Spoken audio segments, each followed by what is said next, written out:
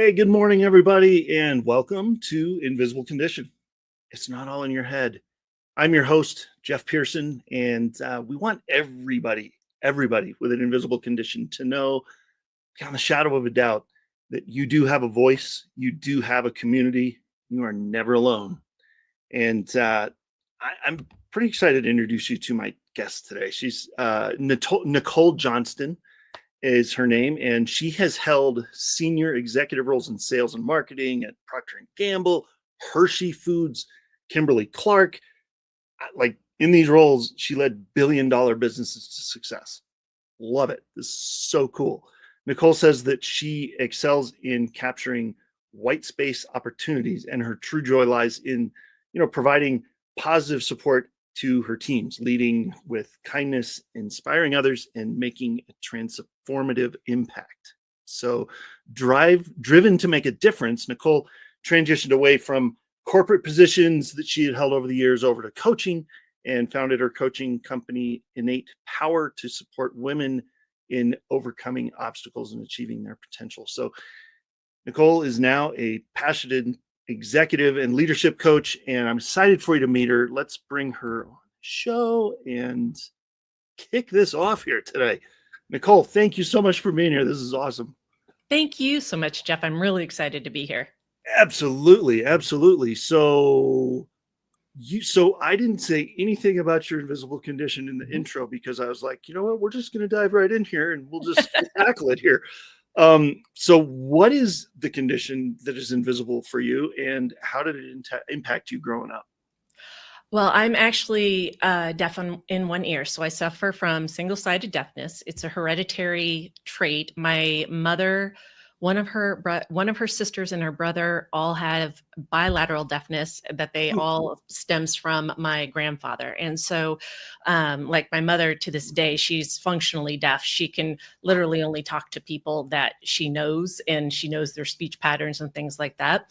And I was raised very differently than if I would be born today. Today, they would have slapped a hearing aid on me at, just a few months and started the process. But that didn't happen with me when I was a little kid. And so I just had to figure out how to adapt. And so for me, it was a lot of being comfortable in asking for what I wanted, because I needed to sit in certain places. I needed to be prepared in certain ways. There were certain things I always needed to do. And, as with everything, you have to come up with fun ways to try to get across what you're dealing with. And like at dinners, I'll go sit in the one space that left-handed people like to sit at, and someone will say, "Oh, I'm left-handed," and I say, "Oh, I'm right-eared," and they'll look at me and say, "I don't think that I can.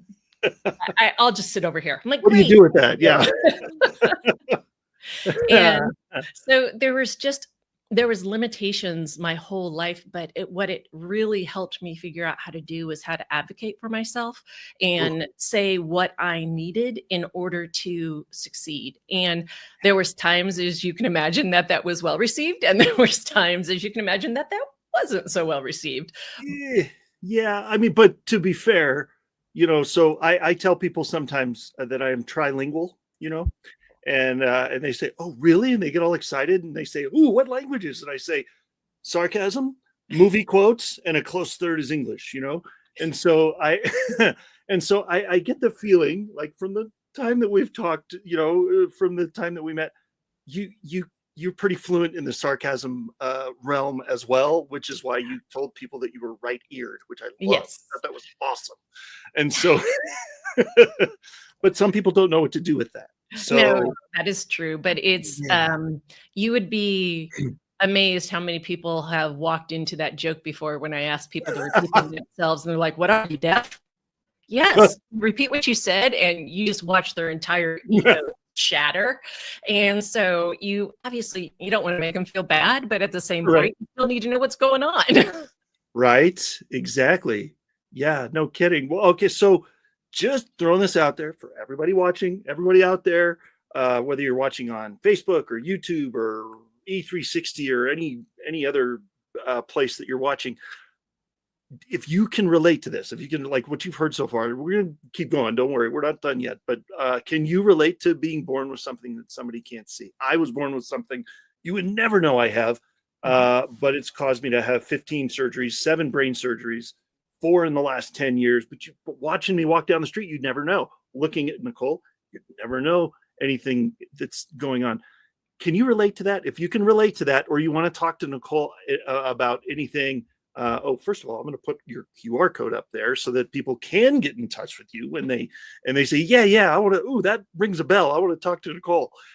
Scan that QR code, and there will be a place to contact her there, and or comment on YouTube or Facebook. Just stick it in the comments. Just say, yes, I want to talk to Nicole, or yes, I know how you feel, or whatever, and and she can get back with you that way. So anyway, okay, that QR code will be there for the majority of the show, so don't worry, it's not going away anywhere.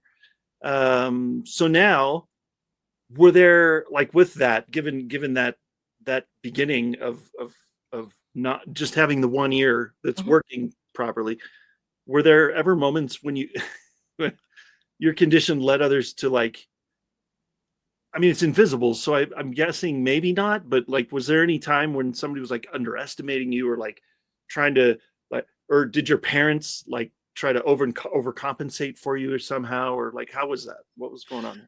Well, I had a very different situation than most people, from the fact that both my parents were teachers. And so they were raised, I was raised being taught how to read, how to write, how to do all that kind of stuff from a very early age. They obviously knew what happened in a classroom, so they prepared me really well with what to do. And they didn't really overcompensate from, like, the helicopter parenting or stepping in like that. But there was a lot of stuff that they did to make sure I was okay. And there was times, like, there was a couple of teachers that I had that had reputations for not being the most, shall we say, patient or kind. And so, I remember my dad role playing with me. All right, how are you going to talk to this guy? What are you going to say? What are you not going to say? And to make sure that it's not going to be thrown back at you, dismissed, those kinds of things. And so it was, there was a lot of advanced work that we did to make sure that when I was advocating for myself, it would come across as, hey, I really need this help, versus a demand, because a lot of times people don't like demands, and it, shocking. Right. And but it was really just trying to figure out that the right words, the right way to say it, when to say it, all those kinds of things, because otherwise there was just too often that if I didn't do that, I found myself just sitting to the side and just, going off in my own little world, just because I didn't know what was going on. It wasn't worth the effort to figure out. And so my parents worked with me to make sure that I did engage, that I was able to have discussions and be present and be part of things. Nice. Yeah, that's great. I mean, I was with my invisible condition, it was kind of the same thing. My mom was a teacher before I was born. She taught for a few years after too. But yeah, once a teacher, always a teacher. I swear. It's true. And some days that's great, and sometimes it just drove me nuts. But there are really, oh my gosh, there are some really positive things with that though, and I'm sure that I had a smooth days at school, like smooth time at school, because of some of the stuff she probably did behind the scenes that I never even knew she did, because she knew the system just like your parents, So, exactly. Yeah, exactly. So now, fast forward a little bit, you're out of school, you're in a career, you're in a, how does that, does the partial, the being deaf in one ear, how did that affect you in the business world in a very, very different than school, right? I mean, depending on the company, some people aren't too kind towards the accommodation thing, right? So yeah, how was that breaking into the job market and all that stuff? Well, there was good and bad to it, as with everything in life. But I remember when I first started, we worked from home, and this was, literally 30 years ago. And so it was, laptops had just come out, I had to teach my boss how to log on, all that stuff, because it was that long ago. Right. And so I spent a lot of the day on the phone. And, one of the things that to this day, I still go, oh, that's so cool, is when I see people switch ears on the phone. I'm like, wow, because it's not something I can do, right? And so when you're spending all day on the phone, oh my gosh, my neck was just Mm, beyond painful. And so I had asked my boss, I'm like, hey, can I get a headset, please? Because this is just so painful for me. right? And he's like, no, it's not approved. I'm like, Ugh, okay, well, let me go to HR. And I asked HR, and they're like, no. That was like the tone of the answer anyway. And I was come just, on. yeah, I was just shocked. And That's so weird. the next time I went to Dallas, which is where my regional HR was, I went to, because the person who declined it was an administrator. And I mean, she's a lovely person, but she was just, Sure. here's the policy and no. And so I went to HR and I said, hey, listen, I'm deaf in one ear, which, hey, good news for you. You can count me as someone who is not only female, but I'm also disabled. So, hey, double win for you, but I need help. Right. And before I left Dallas, I had a headset, but Yeah, I would think so. yeah. But Yeah. you find out quickly that there are people who only have so much power or so much authority or so much whatever, and they're not going to go past that. And that's no fault of their own because they No. can't, but you have to find the person who can say yes. And Yeah. so there's a lot of times it's that getting to yes. And, that's why I was in sales for so long, is that's what I did, was getting to yes. And Yeah. for me, it's what needs to be true for them to understand that helping me helps them. And that's how I would always try to figure it out, because for so long, Yeah. you could be like, what do you mean? No, I'm deaf. I need, you could have that response, but that's not going to get you anywhere. Instead, it's like, No. how do I get this, that it's a win for them, a win for me, and everybody's happy? And so that's what I started doing when I started working. Yeah. No, and I love that sales has been a part of your background, because that mine too. And I totally get that approach, and it's like, wait, come on. You really? Yeah. And I've always had kind of a knack. In fact, it blows my wife's mind, or anybody that in the family, they're like, how do you get to the right person so fast? It takes me an hour on the phone to get to anybody that even, is Mhm. breathing. And you find by that hour, you've got the whole thing rearranged and we're saving money or whatever, how do Yeah. you do it? So it sounds like you're kind of that person too. It's like, just, Yeah. here we go. We're going to talk to, and we don't have time to mess around. We're going to get to the right person and Yeah. do it, which is kind of like self-advocacy at its purest form, like, It's giving yourself permission to ask for more. And a lot yes. of people feel very, very uncomfortable doing that. But whether it is a Yeah. discount on your cable bill, or if it is, no, this is wrong, we need to change this. Too many people accept it because it's emotional energy, it's time, it's, that commitment to go and solve it. But if Yeah. you look at it instead as an opportunity to make things better for you versus a problem to solve, if you can do that mindset shift, I find that it makes it easier to be willing to invest the time and resources. Oh, 100%. And I mean, even I know it's cliche, and I know that anybody that's read some of the, the really basic sales technique Yeah. books or whatever, it's like just ASK to GET, right? You can't, if you don't ask, the answer will always be no. And so you can't beat yourself up or be mad at that person for not giving something to you or providing something if you didn't even ask. Right. So, self-advocacy is like the first step towards, I mean, speaking up for yourself.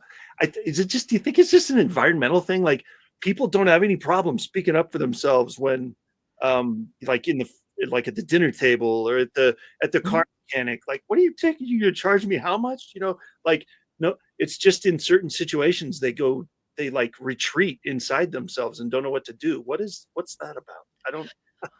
Well, I can give you data or information on it from a female perspective, from all the stuff I've All right. learned from the coaching, is that Sure. women by default are, we're socialized, we're trained. We are not supposed to display emotion because our emotion makes other people uncomfortable. And that's where you get the, women are so emotional, they can't, kind of comments that happen. Sure. And we're trained that unless we know we're going to get it, we should never ask. And so, for example, this shows up in jobs. Men will apply for a job if they meet 50% of the criteria. Women will apply when they meet 90%. Ooh. And so you can see if two people starting at the same place, same talent, the man's like, I'll give it a shot. Oh, he got it. I'll give it a shot. He got it. And the woman's like, okay, now I feel like I can go for that next one. And you just keep getting this delta that occurs because the men are like, let's give it a shot. And especially for women, the idea of potentially making someone upset or frustrated or whatever, it goes against our entire socialization and it's very difficult to overcome. So how does that, I mean, I get that. Yes, I hear what you're saying. I understand a little bit of that. I'm not a woman, so I can't say that I understand all of it, but I understand it to a little bit. But what about, so how does personality type play into that? Because obviously there's different personality types that you're just kind of born with. I'm not saying you should stay there. Don't misunderstand me, people. If you can't just say, well, that's just how I am. No, you can grow too. But there are personality traits that are more common and more prevalent in women than men. And so how does that play in? Everything in life is a skill. It doesn't matter if it's eating, learning how to hear out of both ears, everything is a skill. Learning how to ask for something with the expectation you'll get the result is a skill. And if you don't have the personality trait to go and proactively learn that, you will probably have the reactive trait that expects it either to be solved by someone else or that if you have to step in, it must not be that important. Because to you, your thought is not, well, I can do this if I learn how. It's, I don't know how, so I won't. And everything is a skill if you just take the time to learn it. But a lot of people don't think about it that way.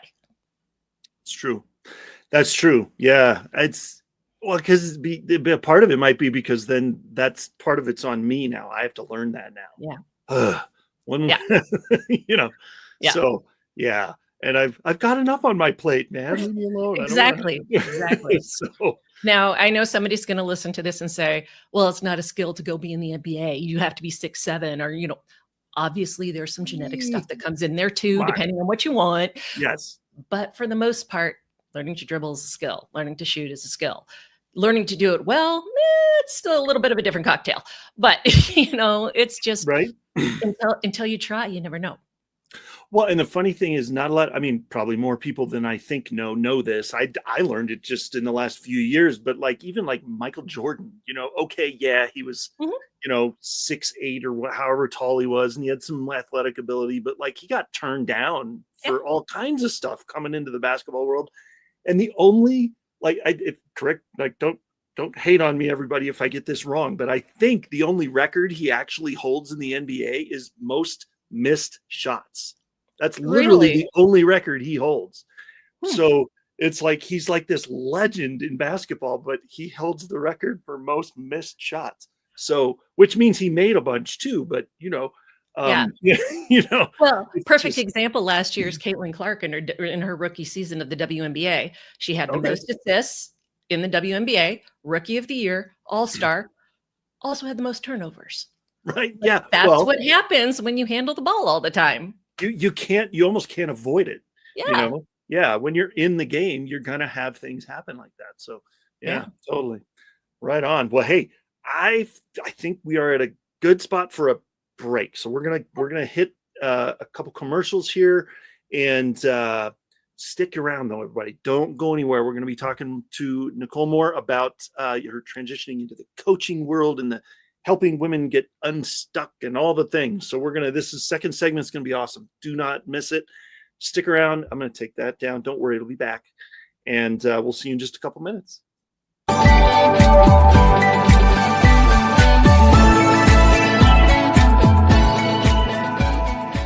In a world where office workers typically receive 130 daily emails and have an 8-second attention span, CoreCentrica, with her 4 decades of international marketing experience, has partnered with the Learning Code Institute and their 30 years of neuroscientific research. Together, we are crafting unique messaging strategies that resonate, connect, and ultimately convert our target audiences. CoreCentrica, where award-winning creativity and disruptive neuroscience come together. Scan this code now or call and click. and let us show you how Core Centrica's partnership with the Learning Code Institute is influencing how businesses connect with their audience, foster engagement, and achieve conversions.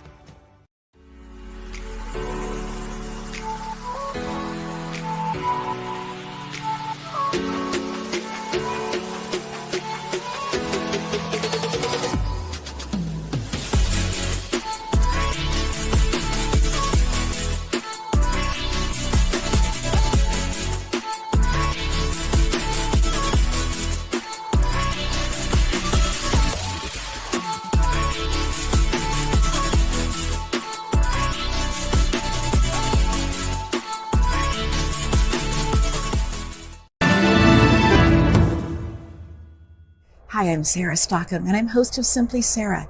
Join me Thursdays at 3 p.m. Pacific on the Achieve TV network for the best energetic tools to elevate your amazing life right here on E360 TV.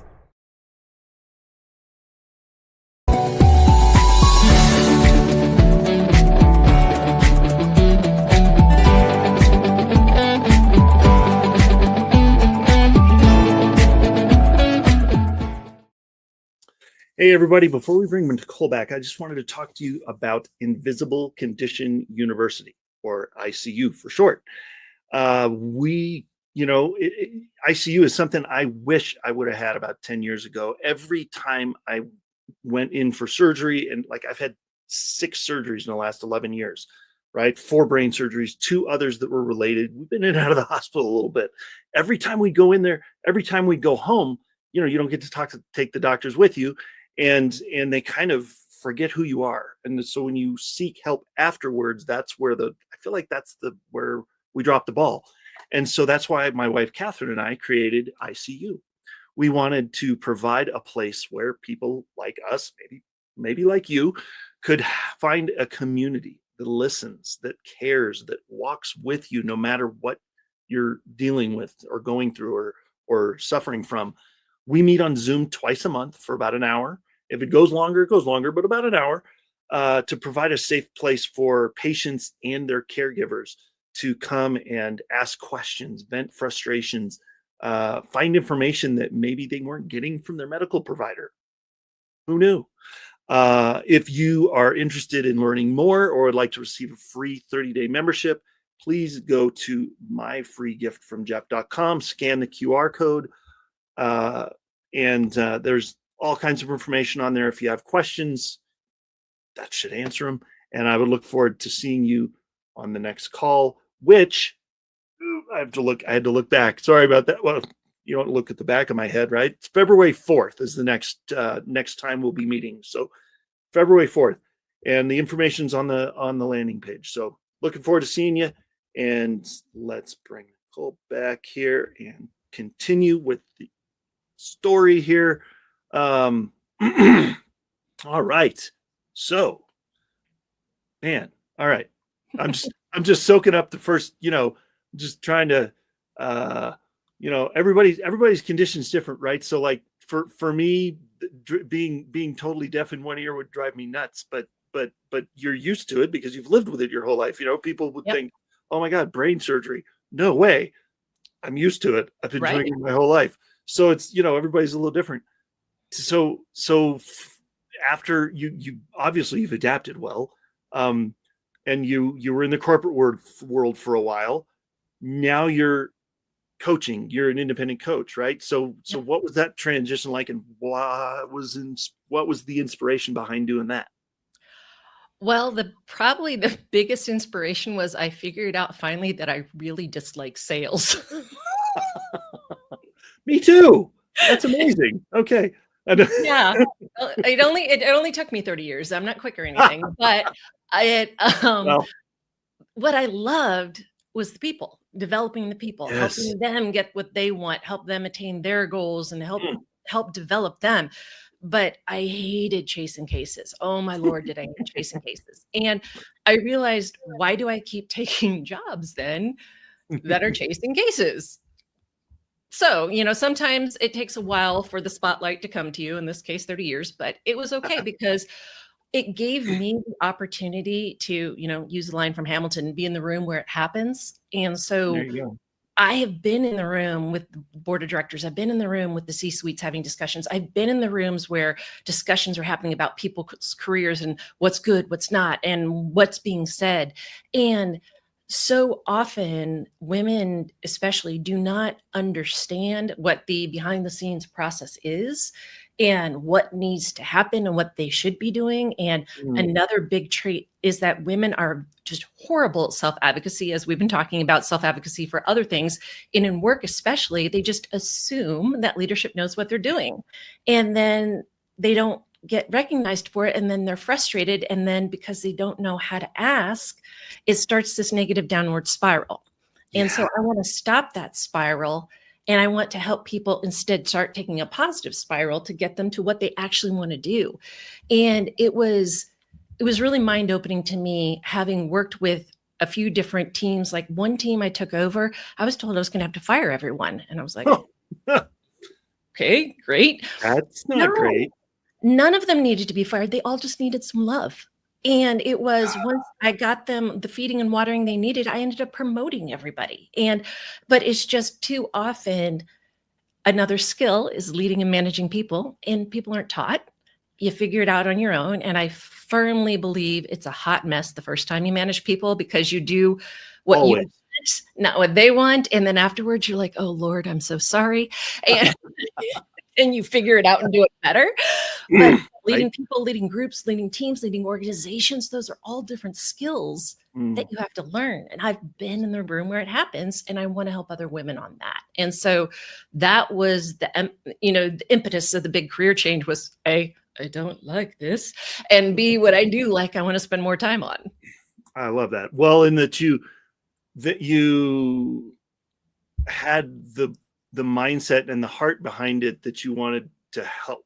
Like, it's not like, oh, I gotta chase the dollars or whatever. It was like, no, I see a need and I want to fill it. That's the purest form of entrepreneurship, right? You see a need and you fill it the best you can and tweak it along the way, right? Oh, absolutely. So obviously, helping women thrive and advance their careers and all that. So how do you like it? Okay, I'm not trying to, show everybody how the sausage is made or anything. I'm not trying to give away everything, but how, if I had somebody that a friend of mine or something that's a business owner that's in the C-suite world or whatever, and they're like, get me out of here. I don't know what to do though. Like, what do I do now? That's part of what you help. Like, what would you tell somebody? If somebody comes to you and says that, what's your first thing? There's a couple of places that I'm going to start depending on the path that they come in. One of the first things that I'm going to do though is have them take their Saboteur assessment, which is them going through and figuring out how they self-sabotage. And you can hear that and say, oh, that just must be a female thing, or, oh, I don't do that. Everybody self-sabotages. Yes. There's that nasty little judge voice sitting on your ear, chirping and going, rah, rah, rah, rah. This is this. And you're judging circumstances, you're judging people, you're judging, it happens all the time. And until you recognize it's going on, you have no idea how much of your mind space is being dedicated to that. And women, especially, so much of their judgment is against themselves. I'm not tall enough. I'm not thin enough. I'm not pretty enough. My hair's not long enough. My blah, blah, blah, blah, blah. Yeah. Whatever you want. And that, you're walking into everything with you're chopped off at the knees because you're just taking away your power with each step. And so one of the ways is I want to help women understand how they self-sabotage and the different kinds of voices there are. Because like for me, everybody has a judge, but my secondary saboteur is hyperachiever. I had to do everything and I had to do it perfectly. And I had to, literally my goal when I was in 8th grade was to be on every page of the yearbook. Oh, every page. Every group. I was going to be on every group in the yearbook. And I was. That's insane. But to me, that was, I can show I'm valuable by doing all of this. And so for me, my self-sabotage is I will get anything done. You need me to do it. You need help on this. I will do all of that. But if you want me to talk to you about feelings, and for me, it's easier to do. And so once I recognized that my solution and my fallback on everything was to do, that's where it gave me the presence to recognize, no, you can't keep adding because you're going to break. And other people have different saboteurs. You can view yourself as a victim. You can be hyper analytical. I'm going to beat you to death with data, and that's how I'm going to show you that you're wrong. And you don't see the person crying in front of you, right? Yeah. And there's so many ways that we hurt ourselves. So understanding how you sabotage is one really important way. The second thing that I work with a lot is on communication, which is kind of a subset of executive presence, because I firmly believe corporate America suffers from sliditis, which is an deadly overproduction of slides, and that people, if they write enough slides, they will eventually figure out what they're trying to say, instead of taking the time to figure out what you actually want, messaging it appropriately, and ensuring that it's clear to your audience. And so if your communication skills aren't working at the level you're at, it's really hard for the people who can put you at the next level to see you there. And again, it's a skill, but a lot of people haven't learned it. And so helping them refine their communication, written, oral, planning, meetings, all of it, so it can be tighter, that is usually a really good springboard as well. Nice. I'm just throwing this out there. I'm guessing you have, well, let me say this first. Nobody wants to be told they're doing it wrong, right? So it's like you gotta, being good at communication means you're able to meet somebody where they're at and then not leave them there, right? So and so when you meet somebody that's in that, you've got to have some, especially if you're well, I shouldn't say especially. Dealing with anybody, men, women, doesn't matter. You still have to have a certain approach to it so that they feel comfortable working with you and they're not like attacked. It's like So how do you go about that? When you sit down with somebody the first time, they've got to know they're heard. They got to know that, like, all the things, right? So how do you approach them with that? Well, obviously, you're not going to start with someone, here's the 47 things you need to fix, because that's just going to make them go, whoa, and back out of it. Yeah. But it's asking them first, what's most important to you? What do you feel you are super good at? Because we don't spend enough time on that in our lives, right? We don't focus on, I rock at blank, because it's so easy to just be like, yeah, tell me where I need to improve. I want to understand what people think they do really well. And then I want to understand where they think they have opportunities. And then I want to know if there's anyone that they feel comfortable giving me feedback about them, so we can verify or potentially expand. And then we come back and we talk about it. And we talk about what this means, what the limitations it places on you, and should you choose to address it or not? Because like there was one woman I worked with, she was, oh my gosh, she was so brilliant with numbers. I swear they just floated in front of her. She was so good at math. And when I talked to her about, you are phenomenal at getting to the answer, for you to get to the next level, you have to be able to tell the story behind the answer. And that storytelling is what's going to open up things for you. And she and I talked about it for quite a while. And then finally, after a few months, she's like, you know what? I don't want to do that. I said, okay, great. You put a guardrail up. So that means that these are the kinds of roles you're going to have, the kind of work you're going to do. What in here do we want to optimize? And so it's not I'm done with you if you don't want to go to that space. It's more figuring out, in the space you define, what is the absolute best way we can put you forward so you're getting everything you want. Yeah. That's cool. I like that. Because so many people, it's like all or nothing. It's like, I don't want to do that. Okay, well, I'm out. Yeah. Yeah. So adaptability, man. Adaptability is king. And again, with that self-advocacy, like so many people are so beat down that they don't know how. Honestly. Well, and it's also, again, giving yourself permission to recognize maybe you don't want the brass ring. Maybe you want to get to this level, but not that level. Maybe you want to be able to take afternoons off, Tuesday afternoons, to go coach your son's team or whatever. And giving yourself permission to say that, acknowledge it, and know the impact of it, and be okay with it. Yeah, it's true. And I think one of the other things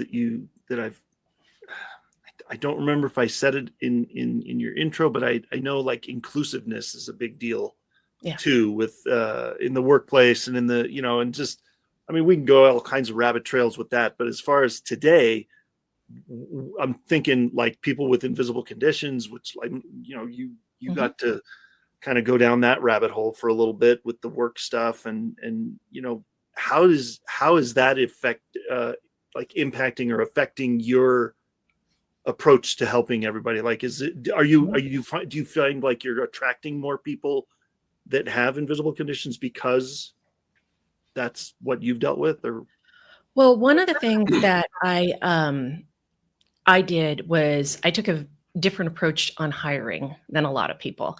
I remember when I first moved to Atlanta, I was hiring for a role, and I was given a slate of candidates, literally all white people in Atlanta.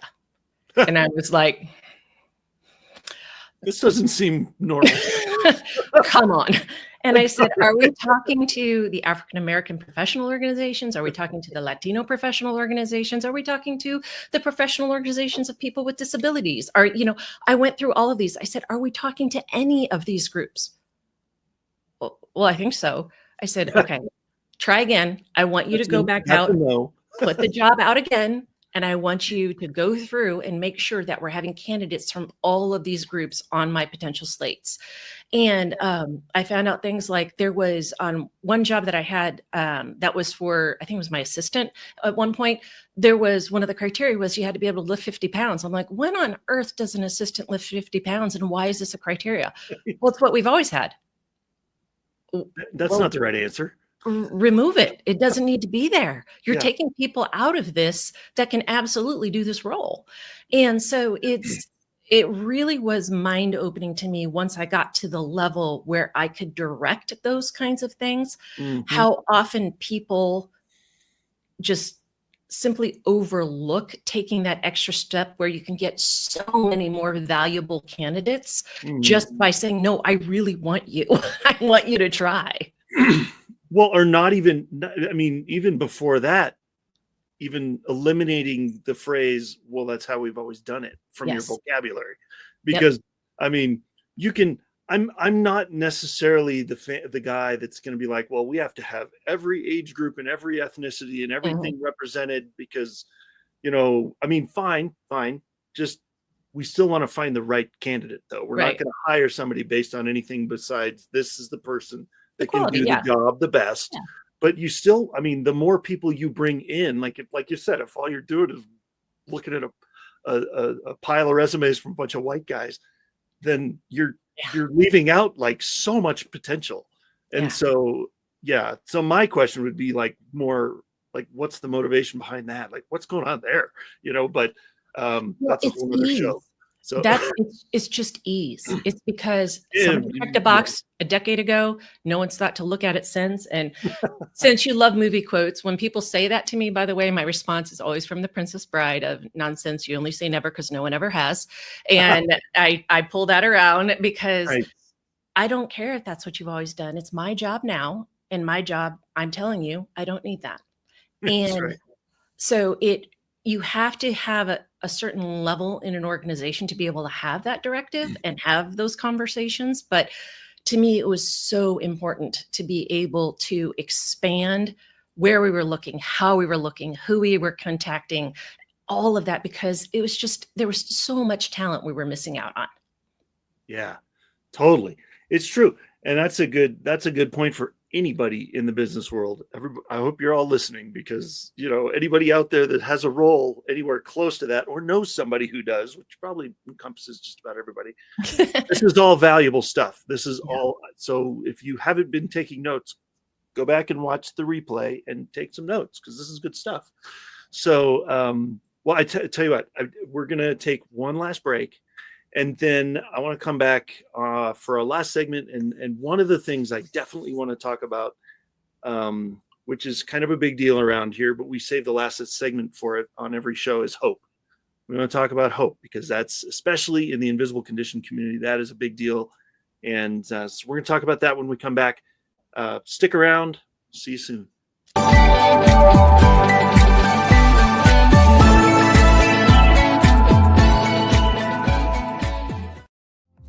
Hey there. You know, every time someone comes into your business or website and uses their card to pay, a percentage of that gets folded back into the system.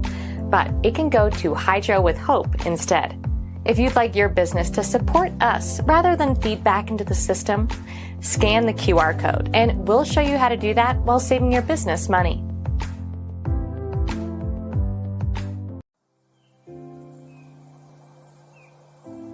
Hi, I'm Jake, co-founder and CEO of One Hope.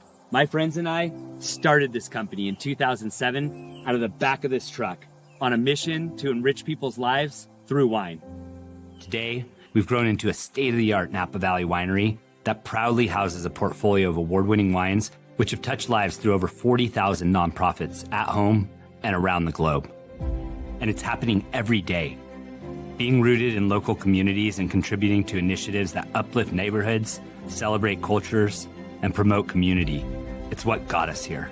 You see, through every bottle sold, your purchase can make a direct impact on the causes you care about. One Hope's cause of choice has given back over $10 million and counting.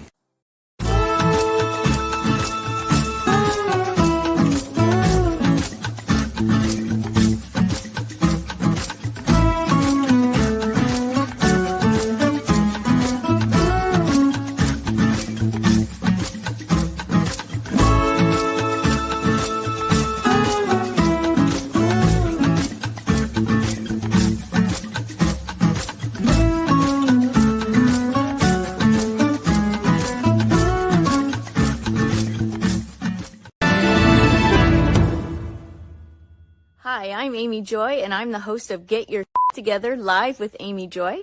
And you can catch me every Thursday at 4 p.m. Pacific on the amazing Trajectory channel right here on E360 TV.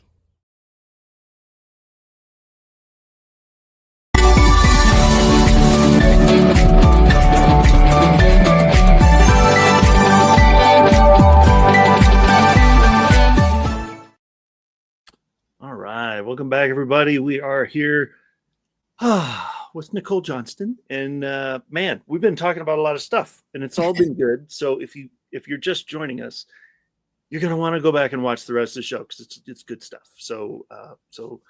But at this point, I want to ask you a question that I ask everybody that comes on the show. Well, almost everybody.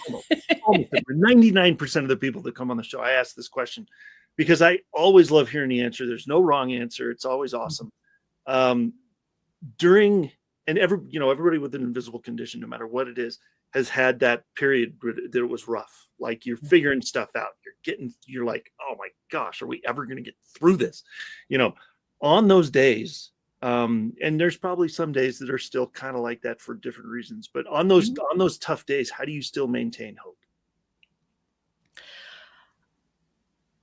Hope is an amazing and a scary thing.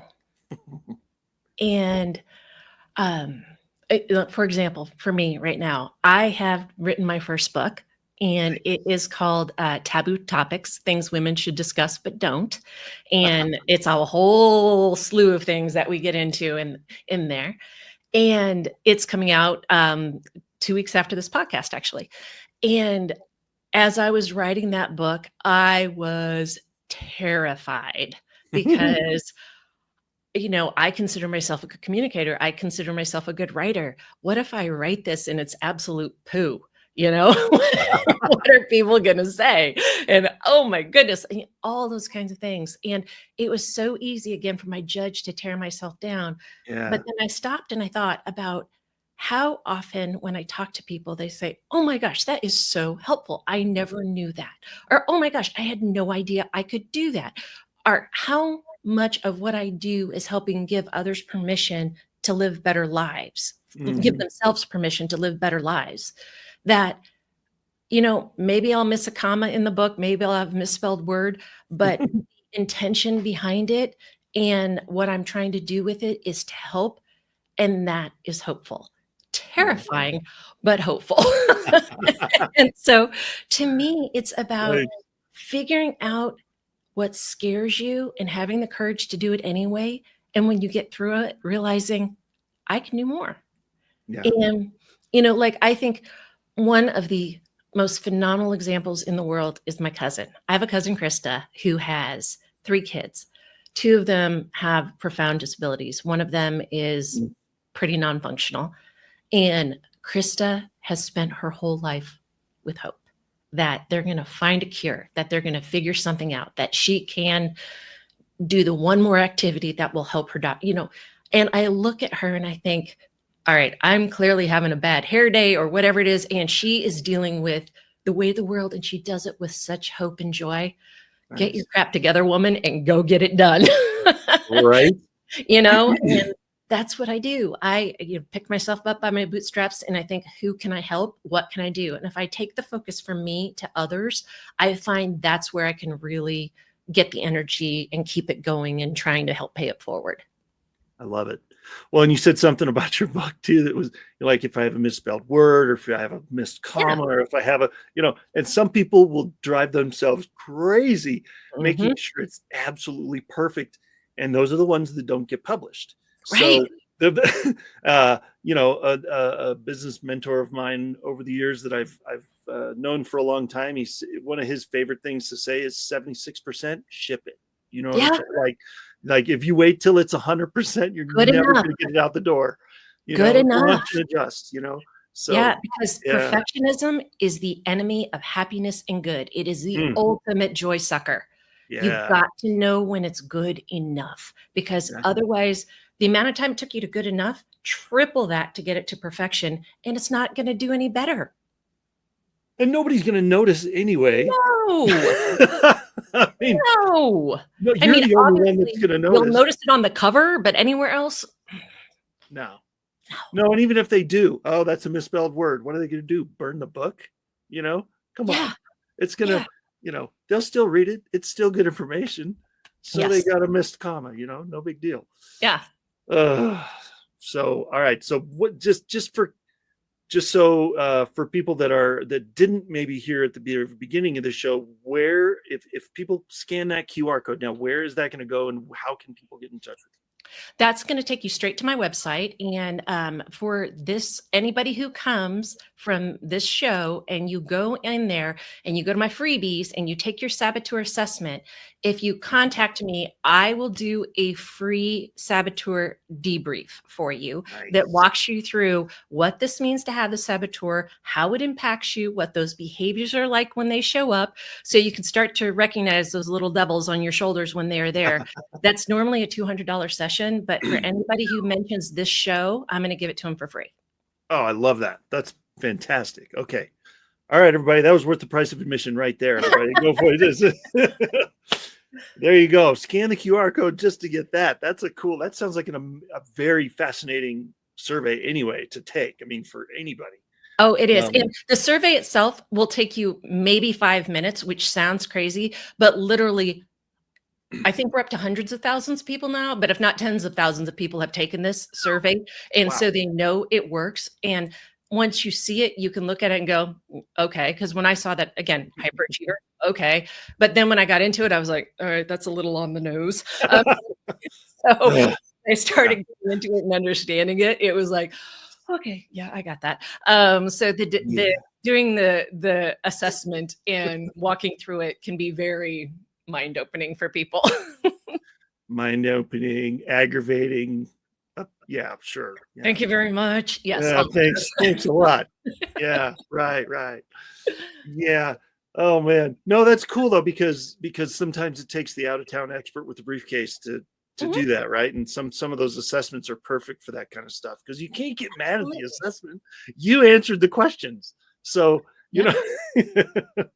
Well, So- and that, as with everything, it's so hard when it's you to take a step back and be able to be like, okay, clearly you are activating blah, blah, blah at this.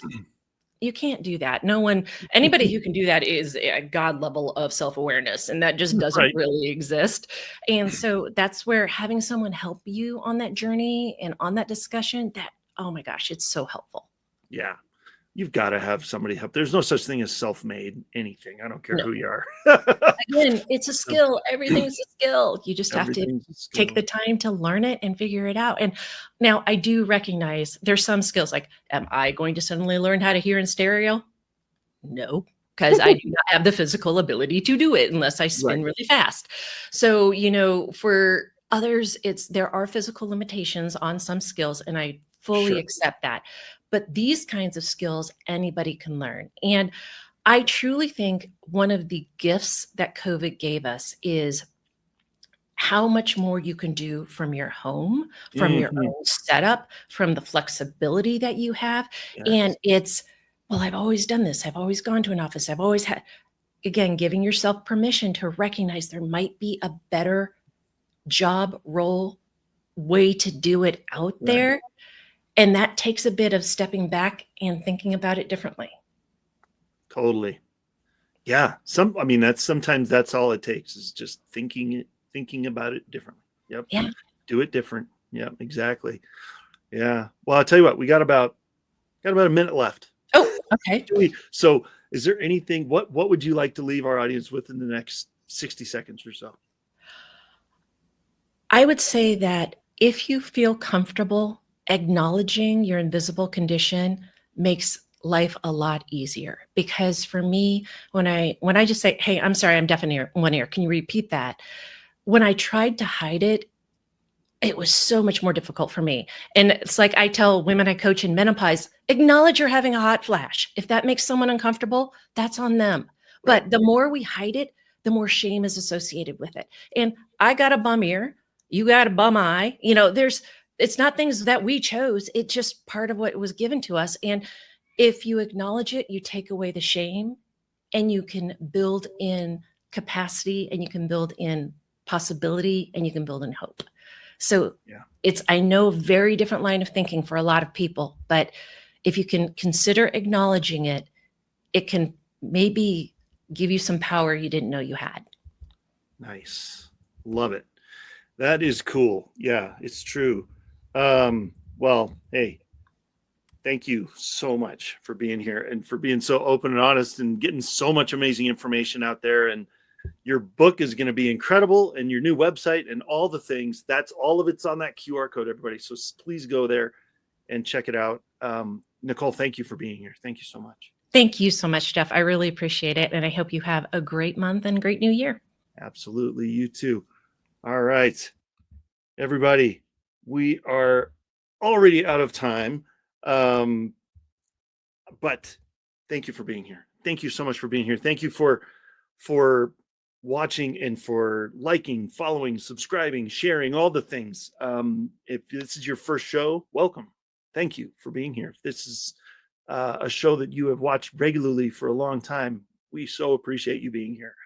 And invite others, share on your social media so other people can hear these amazing stories. And join us for our next show, which will be Tuesday, February 4th, because we are already done with January. I feel like it was New Year's Eve, like yesterday. And now here we are at the end of January. So it's crazy. So join us Tuesday, February 4th for our next show. And until then, have an amazing day, and we will see you next time.